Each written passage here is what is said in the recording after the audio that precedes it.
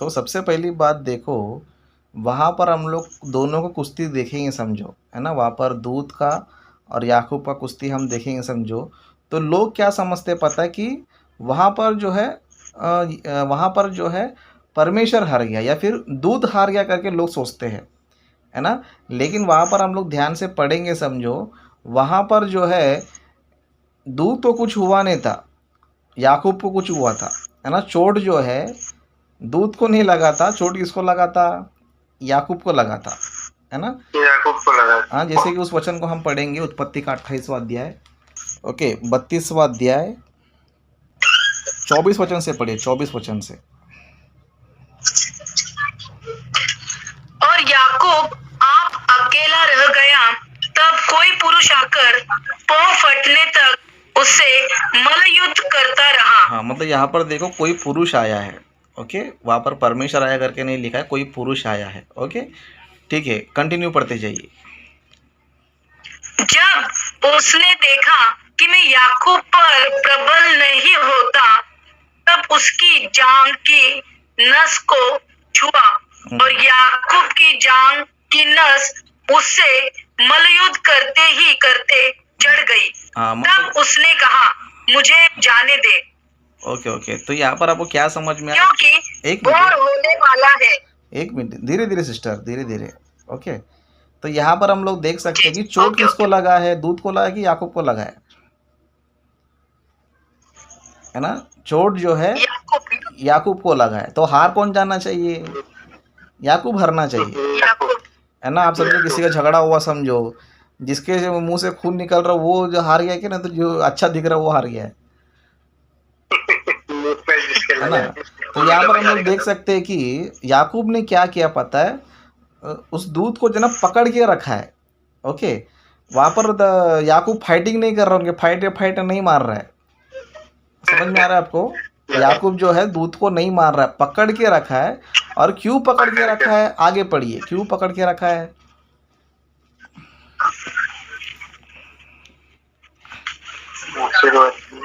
Continue पढ़िए sister. जी जी। तब उसने कहा, मुझे जाने दे, क्योंकि भोर होने वाला है।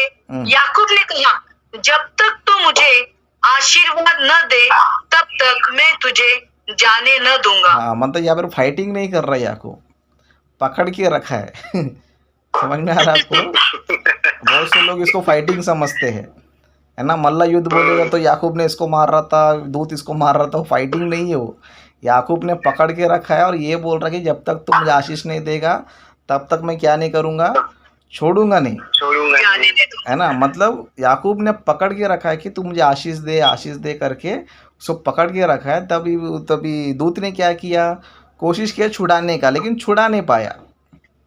दूत ने जो है कोशिश किया छुड़ाने का, लेकिन छुड़ा नहीं पाया। दूत ने क्या किया? जांग की नस को पकड़ लिया। तो ये याकूब क्या होने लंगड़ने लग गया, मतलब चोट जो है याकूब को लगा, ओके। तो यहाँ पर हम देख सकते हैं कि याकूब जो है ना, यहाँ पर आशीष मांगने में जो जिद था ना, उसमें वो जीत गया। वो समझ रहे हैं ना आप? याकूब जो है आशीष मांगने का जिद पकड़ा था कि मुझे आशीष दे तभी मैं छोड़ूंगा, आशीष दे तब मैं छोड़ूंगा। और दूत क्या कर रहा है? अपने को छुड़ाने की कोशिश कर रहा है, लेकिन छुड़ा नहीं पा रहा है, ओके। तो छुड़ा नहीं पा रहा है, तो उसमें अभी कौन जीत गया? अभी आशीष लेने के बाद ही छोड़ा, तो कौन जीता? याकूब। हाँ, तो यहाँ पर हम देख सकते हैं कि आशीष मांगने में जो याकूब जिद कर रहा था ना, उस जिद में जो ना याकूब जीता, लेकिन फाइटिंग करके याकूब नहीं जीता, है ना?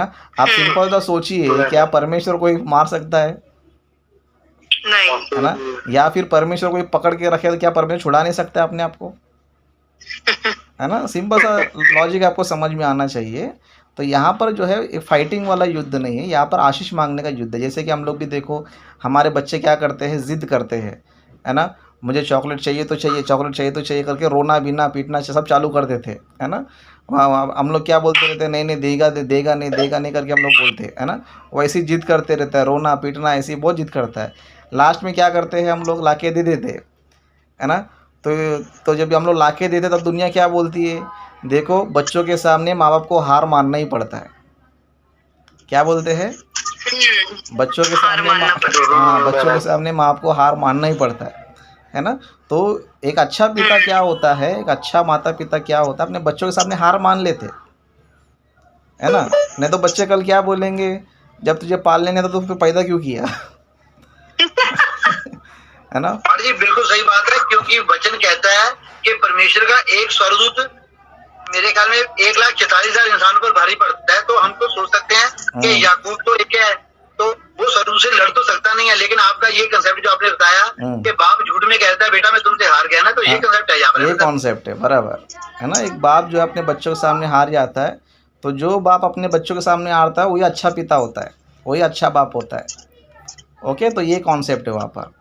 ओके, समझ में आया आपको, क्लियर हो गया।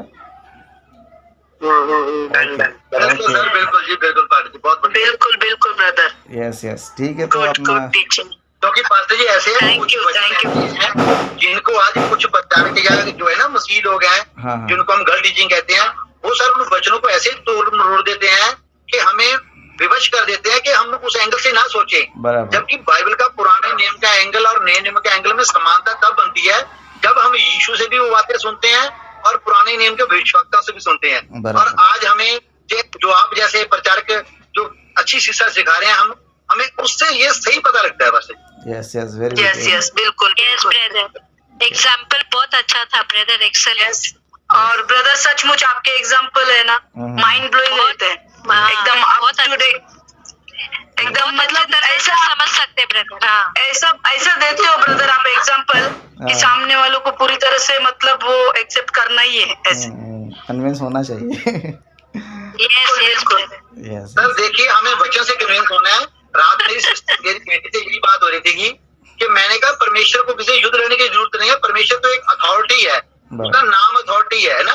परमेश्वर कोई स्वर्गदूत को बोल के नहीं कहता है कि जाओ ये काम करो, उसके मन के भाव को भी स्वर्गदूत समझ लेते हैं कि प्रभु क्या चाहते हैं ना। तो मेरी कहती वहां लेकर याकूब से हमारे युद्ध में लड़ा, परमेश्वर लड़ा, तो अभी क्लियर हो गया, उसको समझ आ गया। यस यस यस, बराबर। अब यहाँ पर कुछ लोग को ऐसा भी क्वेश्चन आ सकता है कि जैसे कि ब्रदर ने बोला कि जब स्वर्गदूत लाखों लोग को मार सकता है ना, तो क्या याकूब अकेले को नहीं मार सकता है। तो याकूब को ही मार सकता है वो, लेकिन ऊपर से ऑर्डर नहीं मिला है